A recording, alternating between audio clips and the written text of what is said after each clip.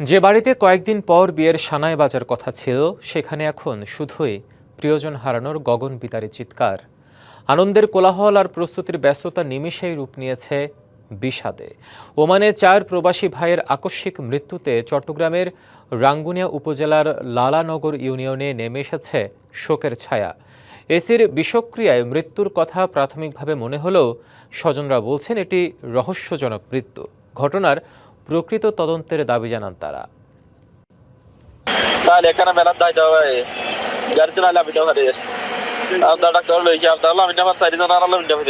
মঙ্গলবার রাতে ওমানের রাজধানী মাস্কাট থেকে 100 কিলোমিটার দূরে মুলাদ্দায় গাড়িতে যাচ্ছিলেন 4 ভাই।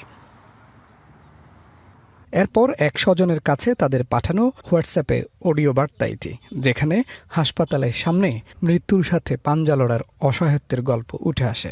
মেসেজটা আমরা শুনছি দেখি, আমরা 4 ভাই গাড়িতে আসি, আমরা 4 ভাইয়ের অবস্থা খুবই খারাপ, গাড়ি থেকে বাইরেতে পারতেছে না। সেখানেই মৃত্যু হয় রাশেদ, শাহেদ, সিরাজ ও শহীদের। 4 ভাইয়ের মধ্যে সিরাজ ও শহীদের বিয়ের কথা চূড়ান্ত হয়েছিল।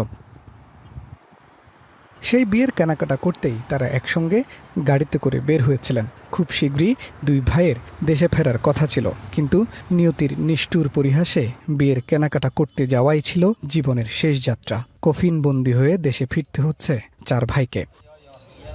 ঈদ আসবে, সাথে ক্যাশব্যাকও আসবে। নিজের বা প্রিয়জনের জন্য কেনাকাটায় এবারও নগদ পেমেন্টে পাচ্ছেন দারুণ ক্যাশব্যাক। তাই যাই কিনুন, পেমেন্ট করুন নগদে। এই ঘটনায় শোকে স্তব্ধ রাঙ্গুনিয়া উপজেলার লালানগর ইউনিয়নের বান্দারবাজার পাড়া। প্রাথমিকভাবে যেটা ফরেনসিক রিপোর্ট দিছে, ওদের মুখ দিয়ে লালা ঝরছে। এই লালা পরীক্ষা করে ডাক্তারে বলছে যে ওরা এসির বিষক্রিয়া থেকে ওদের ফুসফুসে আক্রান্ত হওয়ার কারণে ওরা 3-4 মিনিটের মধ্যে মারা গেছে। বাড়িতে অসুস্থ মা, 2 ভাইয়ের স্ত্রী ও 1 ভাই, সবাই নির্বাক। মৃত্যুর প্রকৃত কারণ অনুসন্ধানের দাবি প্রতিবেশী ও স্বজনদের। একসাথে বিয়ে করবে এরকম একটা রঙের স্বপ্ন নিয়ে দেশে আসার কথা ছিল। বাংলাদেশ সরকারের পক্ষ থেকে এটা প্রকৃত তদন্ত ঘটনা। ওমান সরকারের যৌথ উদ্যোগে একটা তদন্ত কমিটি গঠন করে এই রহস্য ঘটিত এই বিষয়টা তদন্ত করে একটা দৃষ্টান্তমূলক শাস্তি চাই।